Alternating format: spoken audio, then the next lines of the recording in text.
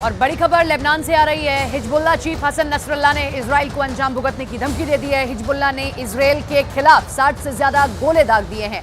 Hamas के deputy chief अरूरी के मारे जाने के बाद नसरल्लाह ने इजराइल से बदला लेने की प्रतिज्ञा ली है।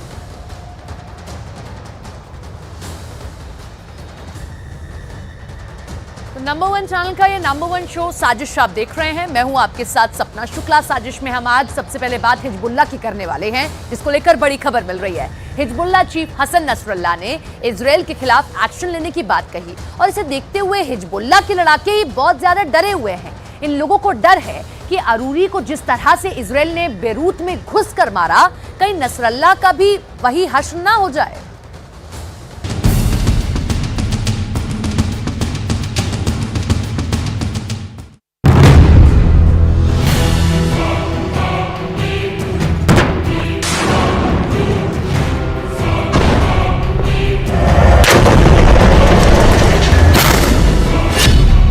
बौखलाया हुआ है हसन नसरल्लाह, डरा हुआ है लेबनान का हिजबुल्लाह संगठन।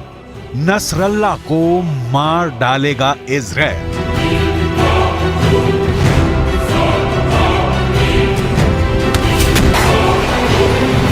हसन नसरल्लाह इजराइल का दुश्मन नंबर 2, हिजबुल्लाह का चीफ। इजराइल के खिलाफ नसरल्लाह ने हमले का ताजा ऑर्डर जारी किया है। इस ऑर्डर के बाद हिजबुल्लाह के लड़ाकों ने इजराइल पर 60 रॉकेट दागे हैं।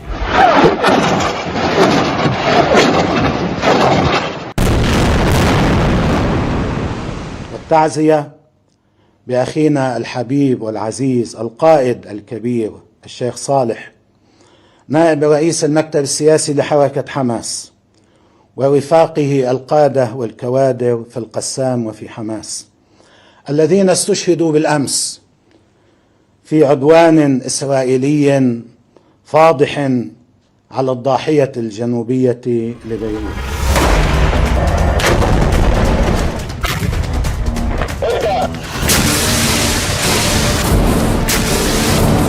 हसन नसरल्लाह जिस तरह से एक्शन में है, उसे देखकर लगता है कि इजराइल ने नंबर 2 टारगेट सेट कर दिया है। हमास का खात्मा करते करते इजराइल लेबनान में हिजबुल्लाह के लड़ाकों को चुन चुन कर मारने वाला है।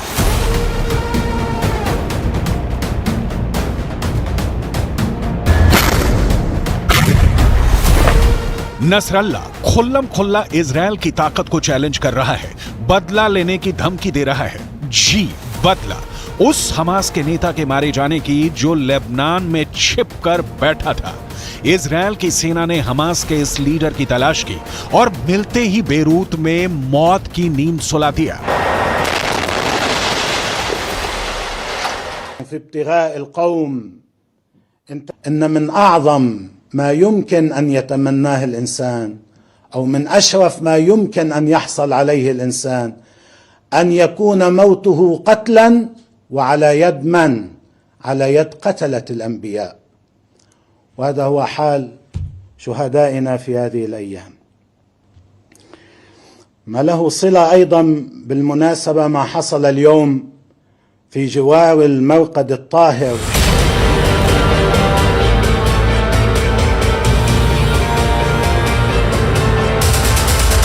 आपको आगे दिखाएंगे कि हिजबुल्लाह संगठन ने इजराइल के क्रोध से बचने के लिए कौन सी प्लानिंग की है। लेकिन उससे पहले यह जानना बहुत जरूरी है कि जब नसरल्लाह ने कहा कि इजराइल को छोड़ेंगे नहीं, तो इजराइल ने क्या प्रतिक्रिया दी है। जवाब में इजराइल ने कहा है कि हमले में हमास के उप प्रमुख की मौत लेबनान पर हमला नहीं था। हमास के नेतृत्व के खिलाफ की गई एक सर्जिकल स्ट्राइक में सालेह अल अरूरी की मौत हो गई।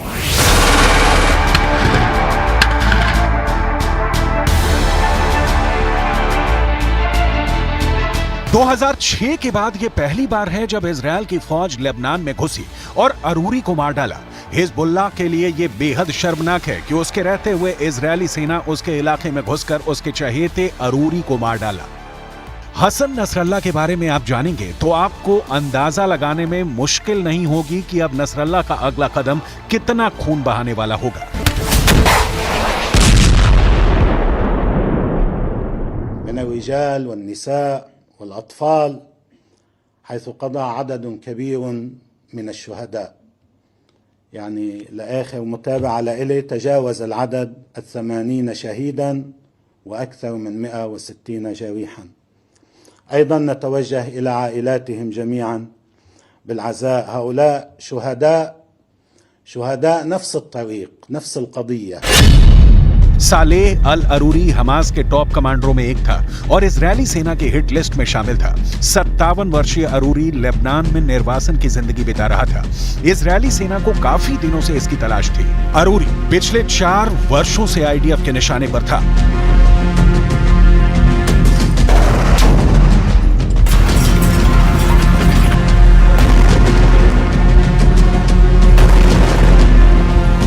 मौका मिलते ही अरूरी को इजरायली सेना ने मार डाला। कहा जा रहा है कि अरूरी इजरायल के ड्रोन हमले में मारा गया। अरूरी हमास और हिजबुल्लाह के बीच एक कड़ी था।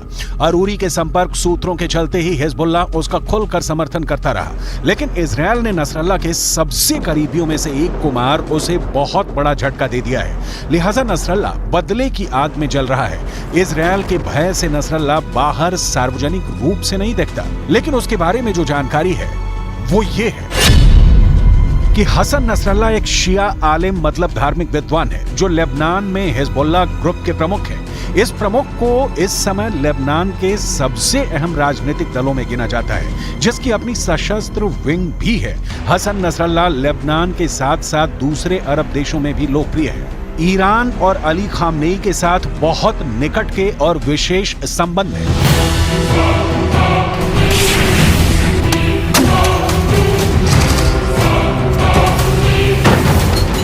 हिजबुल्लाह को अमेरिका की ओर से आतंकवादी संगठनों की सूची में शामिल किया गया है। हिजबुल्लाह का मकसद इजरायल की बर्बादी है। इजरायल भी हिजबुल्लाह को हमास से ज्यादा शक्तिशाली दुश्मन मानता है। ये भी क्लियर है कि बिना हिजबुल्लाह के सफाए के या किसी शांति समझौते के इजरायल चैन से नहीं जी पाएगा, क्योंकि हिजबुल्लाह इजरायल के खिलाफ हमले करने से बाज नहीं आएगा। हिजबुल्लाह के पास हथियारों का बहुत बड़ा भंडार है, जिसमें ऐसी मिसाइलें शामिल हैं जो इजरायली इलाकों में दूर तक हमला कर सकती हैं। इसके पास हजारों प्रशिक्षित लड़ाके हैं।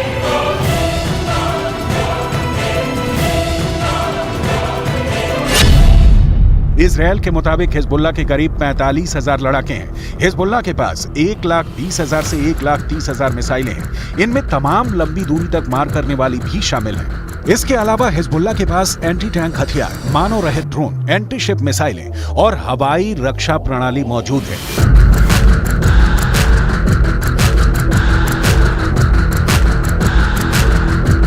जाहिर है इजरायल को गाजा से भी ज्यादा मुश्किल आएगी अगर हिजबुल्लाह के खिलाफ युद्ध का ऐलान किया तो। लेकिन मुश्किल है कि हिजबुल्लाह को रोकने के अलावा इजरायल के पास दूसरा कोई विकल्प नहीं है। यही वजह है कि इजरायली प्रधानमंत्री बेंजामिन नेतन्याहू ने कह रखा है कि अगर हिजबुल्लाह इस विवाद में दूसरा मोर्चा खोलता है तो उसको अकल्पनीय जवाब दिया जाएगा।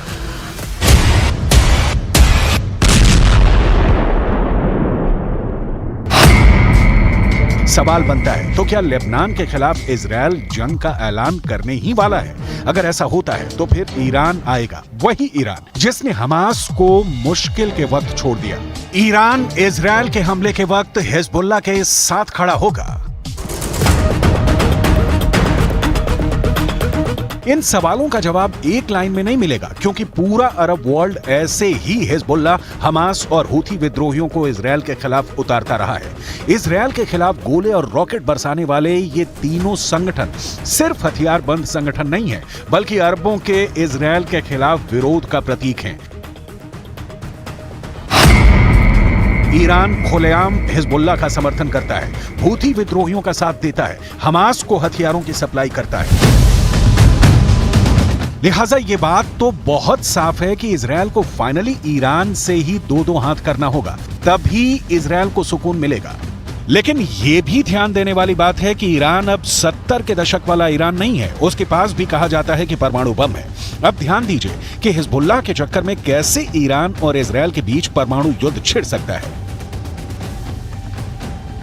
लेबनान और हिजबुल्लाह चीफ हसन नसरल्लाह के पास लड़ाके हैं, ईरान का समर्थन है, हथियार है, लेकिन गौर करने वाली बात है कि पूरा लेबनान हिजबुल्लाह के साथ नहीं है। पूर्ण युद्ध लेबनान के लिए विनाशकारी होगा और इसके लिए जनता का समर्थन बहुत कम है। इसका कारण है कि लेबनान वर्षों से अधिक संकट का शिकार है। राजनीतिक गतिरोध की वजह से उचित ढंग से काम करने वाली सरकार तक नहीं है। लेबनान की जनता पहले से गृह युद्ध, सशस्त्र गुटों के बीच आंतरिक लड़ाई, इजरायल के साथ संघर्ष और पड़ोसी सीरिया में युद्ध के चलते मुश्किलों से गुजरती रही है। 60 लाख की आबादी वाले इस देश के पास इजरायल सरीखे कुछ भी ऐसा नहीं है कि वो इजरायल और अमेरिका का एक साथ सामना कर सके। इजरायल से संघर्ष के बीच लेबनान के सैकड़ों लोग अपने घरों के अंदर रहने या बेरूत के दूसरे शहरों की ओर भागने के लिए मजबूर हुए हैं। लेकिन हिजबुल्ला इस तरह के पलायन से इजरायल के खिलाफ हमला बंद नहीं करने वाला। लेबनान और इजरायल के बीच की दुश्मनी भी नई नहीं है। 2006 में हिजबुल्ला ने 2 इजरायली सैनिकों को पकड़ लिया था। हिजबुल्ला इसके बदले इजरायली कैद में बंद अपने लड़ाकों को छुड़वाना चाहता था, लेकिन इजरायल ने शर्त मानने की जगह हिजबुल्ला के नेता हसन नसरल्ला के घर पर बमबारी करके जवाब दिया। इसके बाद दोनों के बीच 34 दिनों तक युद्ध चला। इस जंग में 1100 लेबनानियों की मौत हुई, जबकि 165 इजरायली मारे गए थे। 7 अक्टूबर 2023 के हमले से पहले इजरायल लेबनान बॉर्डर करीब करीब शांत ही रहा। कभी कभार लेबनान की तरफ से इजरायल में ड्रोन और रॉकेट से हमले होते रहे, जबकि इजरायल ने 2007 से 2022 तक 22,000 बार लेबनानी वायु सीमा का उल्लंघन किया है। इजरायल ने पहले से ही क्लियर कर रखा है कि हमास के आतंकी धरती के किसी भी कोने में छुपे होंगे, उनकी तलाश की जाएगी और उनका खात्मा किया जाएगा। अरूरी को बेरूत में घुसकर मारना इसी कड़ी में है। यही कारण है कि हमास के नेता कभी कतर, कभी ईरान तो कभी लेबनान में ठिकाने बदलकर अपनी जान बचा रहे हैं। दूसरी तरफ इजरायल की खुफिया एजेंसी मोसाद ने इन सारे नेताओं को ट्रैक करने के लिए अपनी टीमें लगा रखी हैं। कतर और ईरान में हमास के नेताओं पर हमले से युद्ध भड़क सकता है, लिहाजा इजरायल हमास के नेताओं के लेबनान जैसे देशों में आने का इंतजार करता है। ऐसा ही हमास के डिप्टी चीफ अरूर के साथ भी हुआ। जब तक कतर में था सुरक्षित था, लेकिन ईरान से होता हुआ जब लेबनान पहुंचा तो ड्रोन हमले में मारा गया। इजरायल का मैसेज लाउड एंड क्लियर है, कतर और ईरान से अभी उलझना नहीं, हिजबुल्ला, हमास और हूथी को छोड़ना नहीं।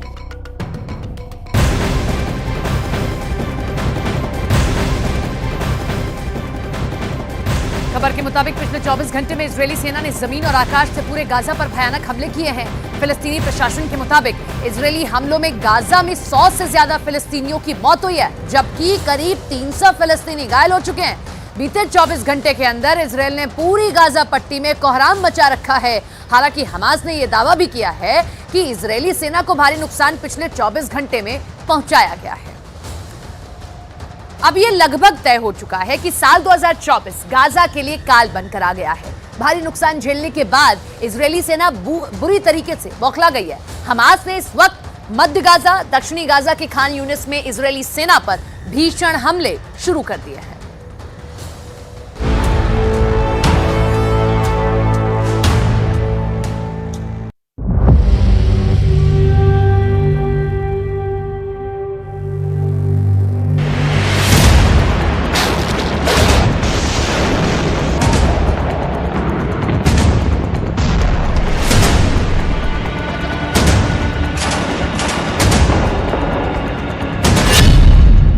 गाजा का काल साल 2024।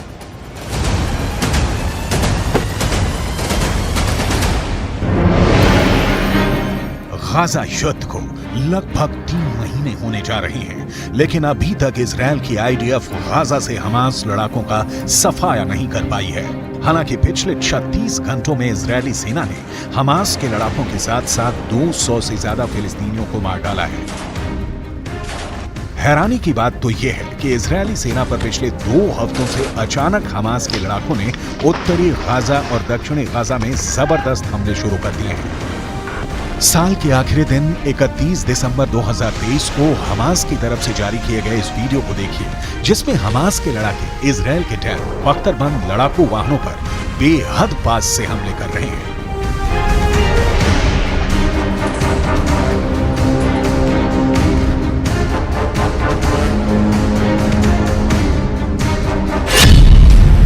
हेलमेट पहन रहे हैं टैंकों का कब्रिस्तान गाजा। हमास का टैंकों पर हमला। 31 दिसंबर 2023 को हमास की तरफ से जारी इस वीडियो को देखिए। जिसमें हमास लड़ाके बेहद करीब से इजरायली टैंक के ऊपरी हिस्से पर सीधा हमला कर रहे हैं। हमास का दावा है कि यह हमला इजरायली टैंकों पर दक्षिणी गाजा के खान यूनुस में किया गया है। हमास का दावा है कि यह हमला 30 दिसंबर 2023 को इजरायली टैंकों पर हुआ है।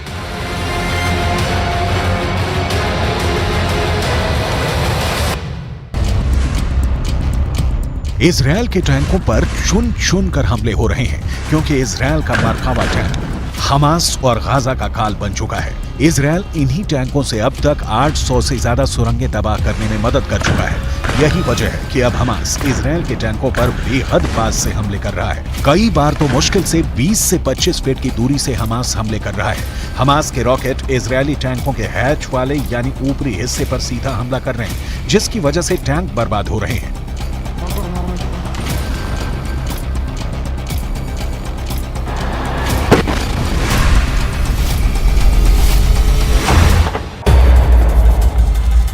अब हमास की तरफ से जारी ये वीडियो देखिए, जिसमें हमास के लड़ाके गाजा में कब्रिस्तान बन चुके इमारतों के पीछे से इजरायली सेना पर हमला कर रहे हैं। दावा किया जा रहा है कि इस हमले में कई इजरायली सैनिकों की भी मौत हुई है।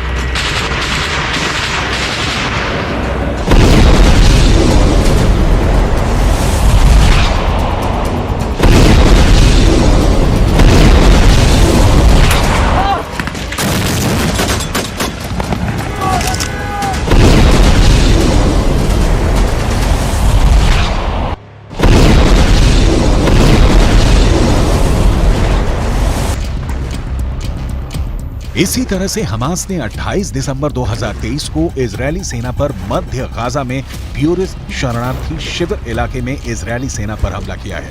टैंक और पैदल सेना पर हमास इसी तरह से हमला कर रहा है। दावा किया जा रहा है कि इस इलाके में अभी भी इतनी ज्यादा सुरंगें बची हैं जहां से अचानक हमास के लड़ाके हमले कर रहे हैं।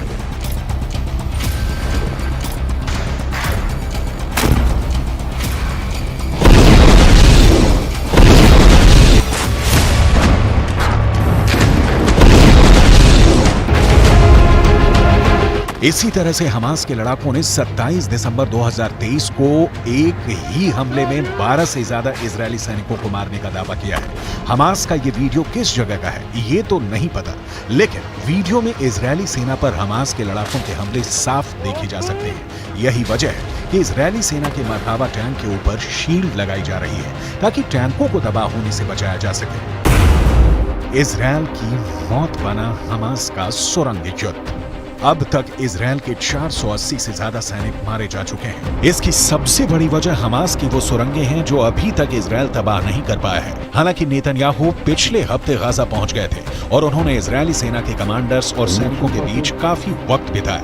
नेतन्याहू ने साफ कह दिया है कि अब किसी भी कीमत पर गाजा युद्ध नहीं रुकेगा, चाहे भले ही गाजा युद्ध लंबा चले। अगर हम गाजा में फिलिस्तीनियों और हमास के लड़ाकों पर नजर डालें तो तस्वीरों और आंकड़ों से बिल्कुल साफ हो जाता है कि इजरायल ने गाजा को पूरी तरह से कब्रिस्तान बना दिया है। गाजा में 70% से ज्यादा इमारतें तबाह हो चुकी हैं। 19 लाख फिलिस्तीनी शरणार्थी बन चुके हैं। भूखे, प्यास, बीमारी और बमों के हमलों ने गाजा में फिलिस्तीनियों को साक्षात नरक में पहुंचा दिया है। जरा ये आंकड़े देखिए। 7 अक्टूबर से अब तक गाजा में इजरायली सेना ने 22,000 से ज्यादा हमले किए हैं, जिसकी वजह से गाजा की 70% इमारतें खंडहर हो चुकी हैं। यूएन के आंकड़ों के मुताबिक पूरे गाजा पट्टी में 3,55,000 से ज्यादा इमारतें तबाह और बर्बाद हो चुकी हैं, जिसमें कोई रह नहीं सकता है। इसके अलावा स्कूल, कॉलेज की 370 से ज्यादा इमारतें पूरी तरह से इजरायली हमलों में जमीन में दफन हो चुकी हैं, जो इजरायल के खौफनाक हमलों का जिंदा सबूत है। 7 अक्टूबर 2023 से अब तक गाजा पट्टी में इजरायली सेना ने हमास के ठिकानों पर जबरदस्त हमले किए हैं, जिसकी वजह से 230 से ज्यादा मस्जिदें और पूजा घर गाजा पट्टी में तबाह और बर्बाद हो चुके हैं। गाजा में सबसे भीषण और दर्दनाक हमले इजरायल ने अस्पतालों पर भी किए हैं, क्योंकि इन्हीं अस्पतालों के नीचे हमास की दर्जनों सुरंगें हमास का हेडक्वार्टर और अड्डे बने हुए थे। हमास इन्हीं अस्पतालों की आड़ में इजरायली सेना पर हमला कर रहा था। इजरायल ने ऐसे 36 में से 26 अस्पतालों को जबरदस्त बमबारी में तबाह कर डाला है। गाजा में रोटी के लिए लोग तरस रहे हैं। 20 से 23 लाख लोगों को रोटी नहीं मिल पा रही है क्योंकि इजरायली सेना ने 11 बड़ी बेकरी तबाह कर डाली है। पूरे गाजा में 17 लाख से ज्यादा फिलिस्तीनी शरणार्थी बन चुके हैं। हालात ये है कि उत्तरी गाजा की 90% जनता भाग गई है। अब तक के आंकड़ों के मुताबिक 21,822 से ज्यादा फिलिस्तीनी मारे जा चुके हैं, जो साबित करता है कि हमास को इजरायल पर हमले की भारी कीमत चुकानी पड़ रही है। हैरानी की बात तो यह है कि इजरायल के हमलों में मारे गए कुल फिलिस्तीनियों में से 47% मरने वाले बच्चे ही हैं।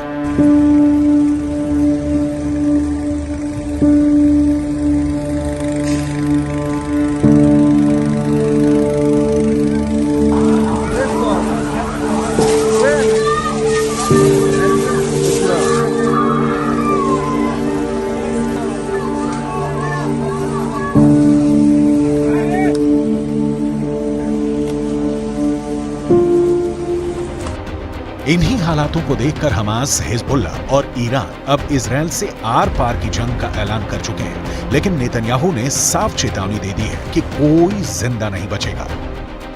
לוחמים על הקרקע, לפעמים גם מתחת לקרקע, ויש לנו עיניים בשמיים.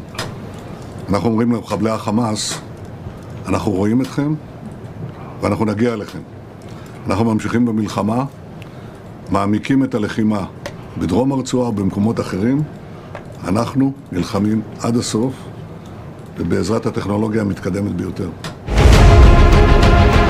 उत्तरी गाजा पर इजरायली वायुसेना के लड़ाकू विमानों ने हजारों बम गिराना शुरू कर दिया। इजरायल की कॉर्पोरेट बॉम्बिंग ने देखते ही देखते उत्तरी गाजा में इमारतों को जमीन में दफन कर दिया। यहां तक कि उत्तरी गाजा में इजरायली सेना ने मरकाबा टैंक से हमले शुरू कर दिए। इजरायली डिफेंस फोर्स की रीढ़ मरकाबा टैंक पर हमास के लड़ाकों ने भी जबरदस्त पलटवार किया और कई दर्जन टैंक लगभग 90 दिन की जंग में तबाह कर दिए। हमास के लड़ाकों ने सुरंगों से निकलकर उत्तरी गाजा में हमले किए। इजरायल ने लगभग 90 दिन की जंग में हमास के टॉप कमांडर्स को चुन चुन कर मारा है। अब तक 100 के करीब हमास के कमांडर मारे जा चुके हैं। लेकिन जिस तरह से हमास गाजा में पलटवार कर रहा है, उससे साफ हो चुका है कि साल 2024 गाजा के लिए बहुत विनाशक साबित होने जा रहा है।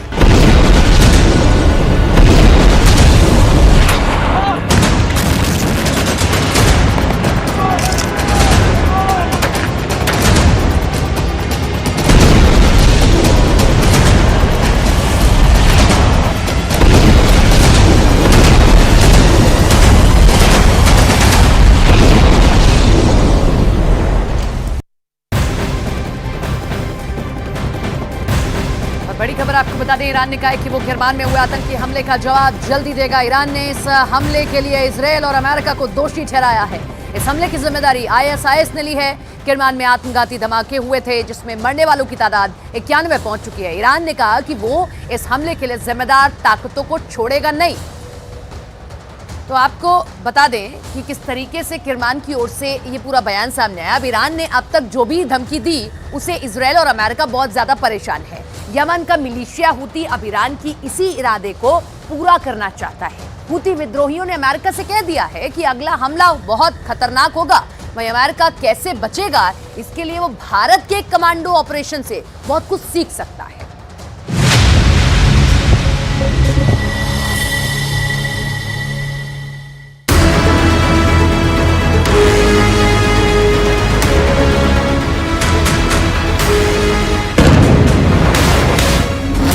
ये वो वीडियो है जिसे देखकर बाइडन हिम्मत जुटा सकते हैं। ये वो वीडियो है जो अमेरिका का डर खत्म कर सकता है। ये वो वीडियो है जिसे देखकर भारत पूरी दुनिया के सामने मिसाल बन गया है। ये वो वीडियो है जिसे देखकर अमेरिका के मशहूर सील कमांडो भारत के मार्कोस कमांडो से सीख सकते हैं। देखिए कैसे भारतीय नेवी के कमांडो एक अगवा हुए जहाज की तरफ बढ़े। कमांडो जहाज पर सवार होते हैं और चारों तरफ फैल जाते हैं। एक एक कोने की तलाशी ली जाती है। जहाज पर कब्जा करने वालों को ललकारा जाता है और फिर ऑपरेशन जीत लिया जाता है। पूरी खबर यह है कि भारतीय नौसेना के मार्कोस कमांडो ने सिर्फ 2 घंटे के अंदर एक कार्गो जहाज को मुसीबत से बचा लिया। मार्कोस यानी मरीन कमांडोज, इस फोर्स ने सोमालिया के समुद्री लुटेरों में दहशत पैदा कर दी। भारत की इस कमांडो टीम ने ऐसा ऑपरेशन चलाया कि समुद्री लुटेरे भाग खड़े हुए और कार्गो जहाज पर बंधक बनाए गए 21 लोग छुड़ा लिए गए। इस कमांडो ऑपरेशन में भारतीय नौसेना ने उत्तरी अरब सागर में लाइबेरिया के झंडे वाले मर्चेंट शिप MV लीला शिप को बचाकर दिखाया है। इस कमांडो एक्शन में इंडियन नेवी की स्पेशल समुद्री कमांडो फोर्स मार्कोस पूरी दुनिया को बता रही है कि समंदर में दुश्मनों से कैसे लड़ा जाता है। ये जान की बाजी लगाने जैसा है, दुश्मन की गोलियों का सामना करने जैसा है। भारत ने इस जहाज को बचाने के लिए पूरी ताकत लगा दी। लाइबेरिया के झंडे वाले मर्चेंट शिप MV लीला शिप को बचाने के लिए सिर्फ मार्कोस कमांडो ही तैनात नहीं किए गए, इसमें P-8I टोही विमान भी शामिल रहा। इसमें अमेरिका से ही खरीदा गया MQ-9B प्रीडेटर ड्रोन भी शामिल हुआ।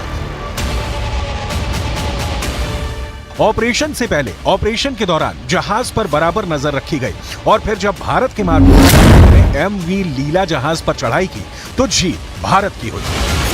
इस जहाज के आसपास कई मतलब 5-6 धाउस और फिशिंग बोट्स वगैरह थे, तो उनका भी डिटेल्स वगैरह रिकॉर्ड किया गया। तो इससे उनको कॉन्फिडेंस था कि पायरेट अटैक हुआ है और कोई जानकारी नहीं था कि पायरेट्स ऑन बोर्ड है नहीं है, इसके बारे में ज़्यादा इन्फॉर्मेशन नहीं था क्योंकि क्रू सिटाडेल के अंदर थे और उनको भी ज़्यादा इन्फॉर्मेशन नहीं था। तो इतने में हमने डिसाइड किया कि जैसे सेकंड P-8I जाके इसको जो फर्स्ट P-8I है उसको ऑन द स्पॉट रिलीव करेगा और उसके बाद एक सी गार्डियन भी जाएगा ताकि वो सिचुएशन को मॉनिटर करे और वीडियो वगैरह में रिले कर सके। सवाल है कि ऐसी हिम्मत अमेरिका क्यों नहीं दिखा पाया जो इस वक्त लाल सागर में मौजूद होने के बावजूद यमन के हूथी विद्रोहियों से घबराया हुआ है। क्या अमेरिका के सील कमांडो भारत के मार्कोस कमांडो से कमजोर हैं? क्योंकि यहां तो मार्कोस कमांडो ने 2 घंटे में ऑपरेशन करके दिखाया है। भारत ने हर टेक्नोलॉजी और मिलिट्री पावर का इस्तेमाल करके समुद्री लुटेरों को डरा दिया, भगा दिया। अमेरिका तो खुद को सुपर पावर कहता है, आखिर उसका कैरियर हूथी विद्रोहियों को देखकर लाल सागर से क्यों भाग गया?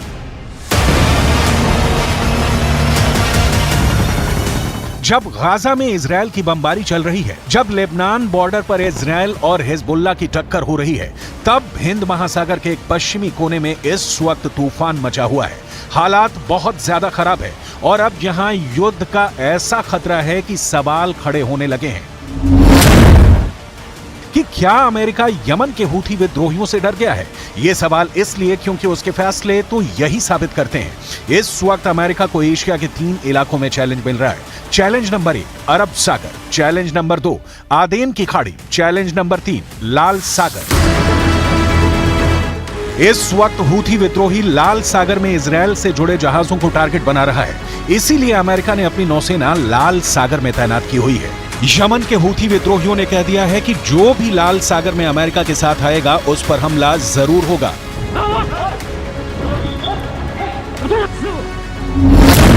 हूथी विद्रोहियों के टारगेट 2 हैं, पहला है इजरायल और दूसरा है अमेरिका। हूथी विद्रोहियों ने इजरायल के शिप को टारगेट करना शुरू कर दिया है।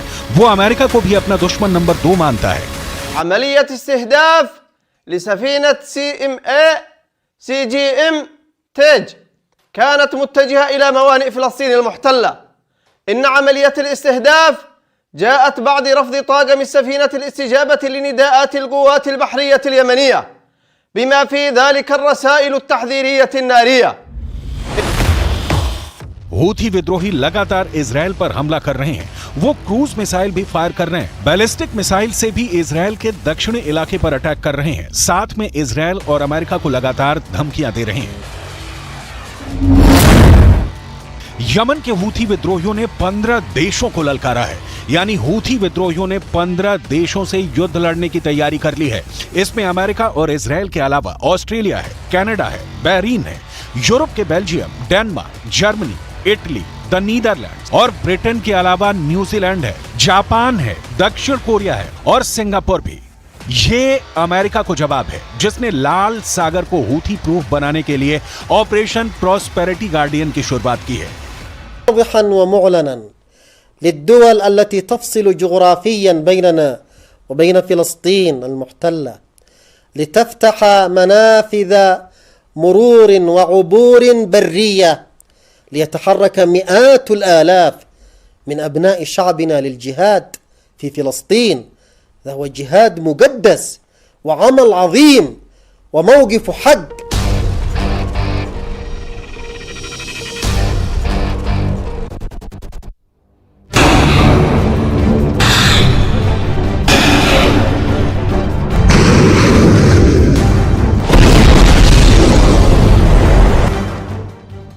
अमेरिका ने जब से इस मल्टीनेशनल फोर्स को बनाने की पहल की है, वो हूथी विद्रोहियों के टारगेट पर आ गया है और हैरत है कि अब तक वो उनको डराने में नाकाम रहा है।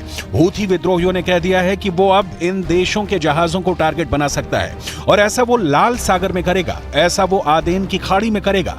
ये वो देश हैं जो अमेरिका के उस गठबंधन का हिस्सा बन चुके हैं जो लाल सागर में हूथी विद्रोहियों के हमले को नाकाम करना चाहते हैं और इसके लिए ये गठबंधन यमन पर हमला करने की भी धमकी दे रहा है।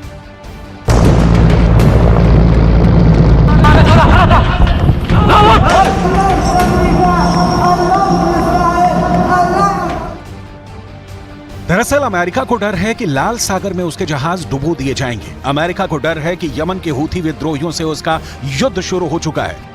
अमेरिका को डर है कि अगर हूथी ने एंटी शिप मिसाइल मारी तो उसका कैरियर डूब जाएगा। हूथी विद्रोहियों से इजरायल के बाद अब अमेरिका को भी खतरा बढ़ गया है। हूथी विद्रोही दिखा चुके हैं कि वो जहाज पर कैसे कब्जा करते हैं, वो कैसे इजरायल से जुड़े जहाजों को टारगेट कर रहे हैं। यह हेलीकॉप्टर वाला ऑपरेशन इसका सबूत है। इस हेलीकॉप्टर के पिछले रैंप वाले दरवाजे पर 2 झंडे लगे हैं, एक है यमन का झंडा और उसके नीचे है फिलिस्तीन का फ्लैग। ये लाल सागर है, दुनिया इसे रेड सी के नाम से जानती है। देखिए रेड सी में क्या हुआ। हेलीकॉप्टर किसी तरह जहाज की रफ्तार से रफ्तार मिलाकर आगे बढ़ता है और इस शिप पर उस जगह पहुंचता है जहां ये जहाज पर उतर जाए। लेकिन अचानक इस हेलीकॉप्टर से कमांडो निकलने शुरू हो जाते हैं। जहाज पर हमला होता है और ये कमांडो जहाज पर कब्जा करना शुरू कर देते हैं।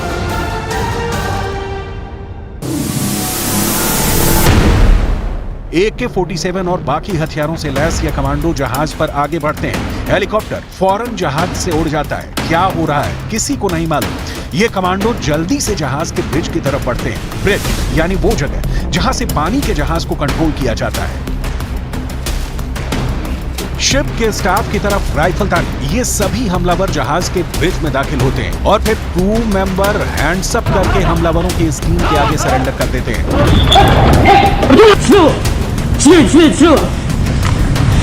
शिप के ब्रिज पर कंट्रोल करने के बाद इन हमलावरों का कब्जा बाकी जहाज पर होने लगता है।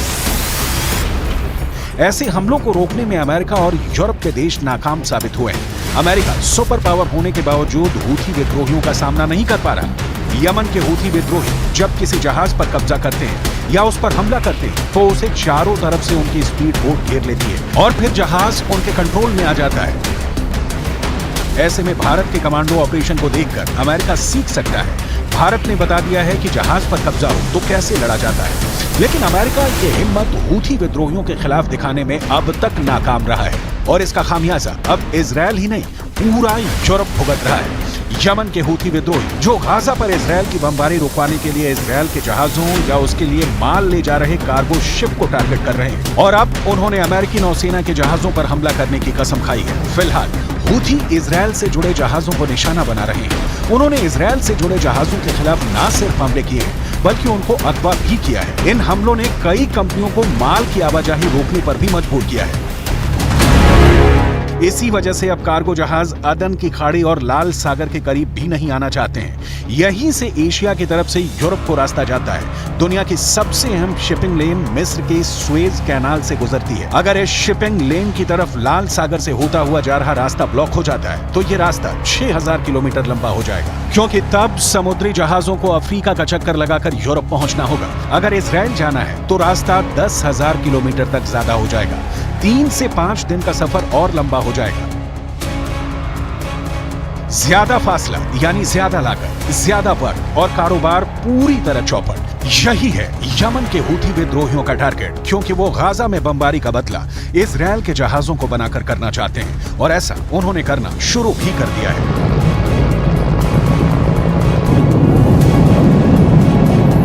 ऐसे में भारतीय नौसेना का वीडियो अमेरिका के लिए एक सबक है।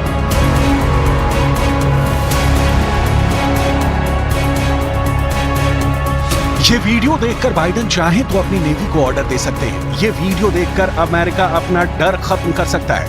ये वीडियो देखकर अमेरिका के मशहूर सीए कमांडो भारत के मार्कोस कमांडो से ऑपरेशन करना सीख सकते हैं। भारत के मार्कोस कमांडो देश के शक्तिशाली कमांडो फोर्स में से एक है।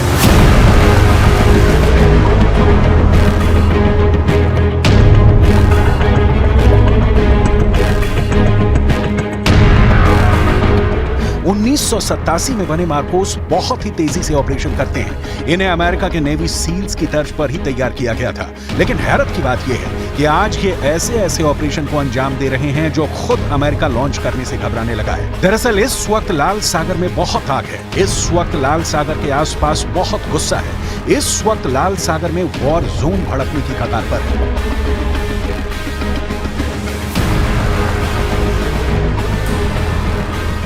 अगले 48 घंटों के अंदर लाल सागर, यमन और इजरायल के बीच इतनी चिंगारी नजर आ रही है कि पूरा पश्चिम एशिया गाजा के बाद दूसरे युद्ध में डूब सकता है।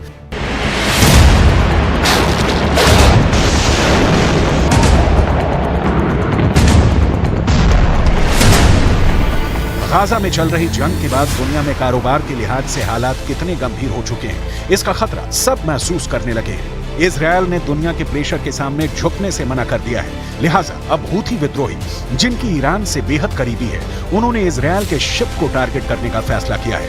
वो जानते हैं कि उनके करीब से गुजरती शिपिंग लेन दुनिया की लाइफलाइन है और यहाँ पर हमला करने का मतलब इजरायल और अमेरिका के गले पर हमला करने जैसा है। Houthi seizure of the motor vessel Galaxy Leader in the Red Sea is a flagrant violation of international law. We demand the immediate release of the ship and its crew, and we will consult with our allies and UN partners as appropriate on next steps. देखा जाए तो अब लाल सागर में America अकेला पड़ गया है, क्योंकि जब अमेरिका घबराया हुआ है तो बाकी छोटे देश कैसे हूथी विद्रोहियों के एंटी शिप मिसाइल का सामना करेंगे? ये सवाल अब बाइडेन से पूछे जा रहे हैं। अमेरिका ने जब से हूथी विद्रोहियों को टारगेट किया है, उसके 10 लड़ाके मार गिराए हैं। तब से कहा जा रहा है कि खून खून हुआ लाल सागर। नए वॉर जोन में अब मचने वाला है महाबवंडर।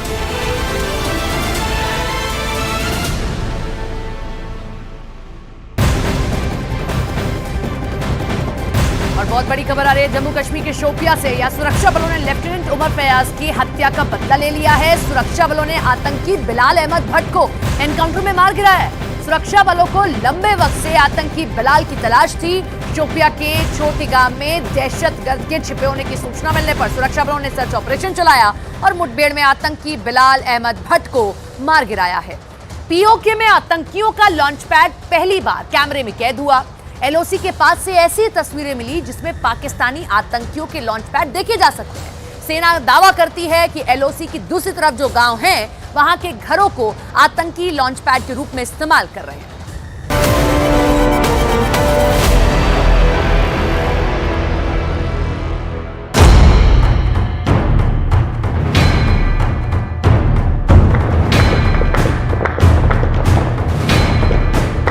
एनकाउंटर में टेररिस्ट जो था, उस जिसका नाम बिलाल भट्ट था वो न्यूट्रलाइज हुआ।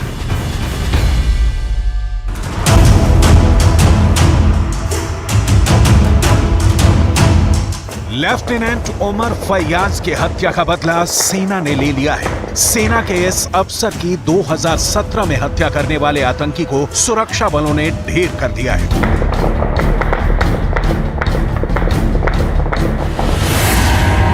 इस तस्वीर को गौर से देख लीजिए। ये जम्मू कश्मीर में आतंक का बड़ा नाम था जिसे सुरक्षा बलों ने मार गिराया है। नाम है बिलाल अहमद भट्ट। काम आतंकी वारदात को अंजाम देना। लश्कर-ए-तैयबा का दहशतगर्द। आरोप 2017 में लेफ्टिनेंट उमर फयाज के अपहरण और हत्या में शामिल होने का। इस आतंकी के गुनाहों की लिस्ट बहुत लंबी है। कैसे बिलाल अहमद भट्ट घाटी में आतंक का पर्याय बना, ये सब बताएंगे आपको। लेकिन उससे पहले ये तस्वीर देखिए। जगह जम्मू कश्मीर का शोपिया। सुरक्षा बलों ने पूरे इलाके को घेर रखा है। दोनों तरफ से अंधाधुंध फायरिंग हो रही है। सामने कुछ आतंकी छिपे हैं। आतंकियों से निपटने के लिए जवान दबे पांव आगे बढ़ रहे हैं, लेकिन इसकी भनक आतंकी को लग गई और जवानों पर उसने फायरिंग शुरू कर दी। जवाब में सुरक्षा बलों ने ताबड़तोड़ फायरिंग शुरू कर दी। कई घंटे तक चले ऑपरेशन के बाद सुरक्षा बलों ने आतंकी बिलाल अहमद भट्ट को मार गिराया। सुरक्षा बलों के लिए ये बड़ी कामयाबी है। पुलिस को लंबे वक्त से इसकी तलाश थी। जम्मू कश्मीर में सुरक्षा बलों का आतंकियों के खिलाफ ऑपरेशन जारी है। पुंछ और राजौरी में हुए एनकाउंटर के बाद सिक्योरिटी फोर्स कोई चांस नहीं लेना चाहते। यही वजह है कि इस वक्त घाटी में लगातार सेना का सर्च ऑपरेशन जारी है। एक के बाद एक आतंकी का सेना सफाया कर रही है, लेकिन असली टारगेट तो एलओसी के पार है।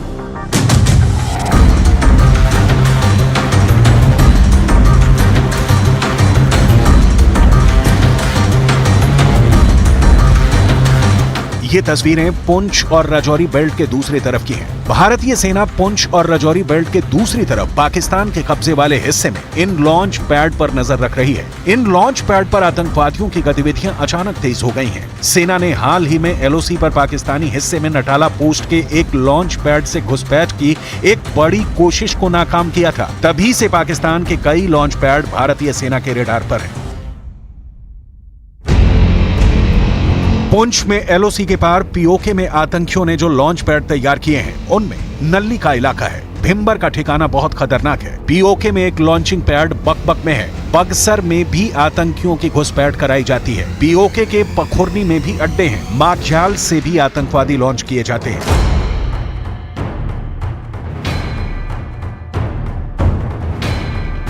एलओसी और पीओके की इंटेलिजेंस से एकदम लेटेस्ट इंफॉर्मेशन मिली। पाकिस्तान आतंकियों को कई ग्रुप में तैयार कर रहा है। इसके लिए पाकिस्तान के ट्रेनिंग कैंप कई क्लस्टर में एक्टिव हैं। रिपोर्ट है कि पाकिस्तान की सेना ने सभी लॉन्च पैड एलओसी के आसपास तैयार कर दिए हैं। जानकारी ये है कि लॉन्च पैड एलओसी से महज कुछ किलोमीटर की दूरी पर ही बनाए गए हैं ताकि आतंकियों को घुसपैठ में ज्यादा वक्त न लगे। सेना ने भी हर लॉन्च पैड पर नजर बनाई हुई है। यहाँ तक कि पाकिस्तान की हर गतिविधियों को इंटेलिजेंस एजेंसियां भी लगातार ट्रैक कर रही हैं। एक्सक्लूसिव रिपोर्ट यह है कि पीओके में आतंकियों के कैंप में कई मीटिंग हो रही है। इस मीटिंग में पाकिस्तान की खुफिया एजेंसी आईएसआई के अफसरों का लगातार आना जाना है। मीटिंग में कश्मीर के अंदर आतंकवादी हमलों को लेकर बात हो रही है और घुसपैठ की कोशिश तेज करने पर फोकस किया जा रहा है। न्यूज 18 को मिली जानकारी के मुताबिक आतंकवादियों का कैडर इस वक्त पेशावर से बहावलपुर और मुजफ्फराबाद के अलग अलग ठिकानों पर मौजूद है। यही नहीं, पाकिस्तान की तरफ से इनको हर संभव मदद मिल रही है। घुसपैठ से पहले इन आतंकियों को मुजफ्फराबाद और कोटली पहुंचा दिया जाता है। आतंकवादियों के ये क्लस्टर मनशेरा में है, मुजफ्फराबाद में है, कोटी में है और मुरीदके के साथ बहावलपुर में है। मनशेरा पाकिस्तान में है और यहाँ बालाकोट, गढ़ी हबीबुल्ला और बतरासी में टेरर कैंप है। मुजफ्फराबाद पीओके में है और यहाँ चेलाबंदी, सवाई नाला, मुस्करा अक्सर और दुलाई नाला में टेरर कैंप है। कोटली भी पीओके में है। गुलपुर, सेंसा, बराली और दुंगी में भी आतंकवादियों को ट्रेनिंग मिल रही है। पुंछ और राजौरी में हुए आतंकी हमले के पीछे ऐसे ही आतंकियों और उनकी मदद करने वालों का हाथ बताया जा रहा है। जम्मू कश्मीर में इस वक्त आतंकी संगठन टीआरएफ काफी एक्टिव है, यानी द रेजिस्टेंस फ्रंट। इसका ये ग्रुप लंबे वक्त से जम्मू कश्मीर में आतंकी हमलों की प्लानिंग कर रहा है। नए अटैक में जो आतंकी शामिल रहे, उनमें जैश से लेकर लश्कर और हिजबुल का कैडर एक्टिव रहा है।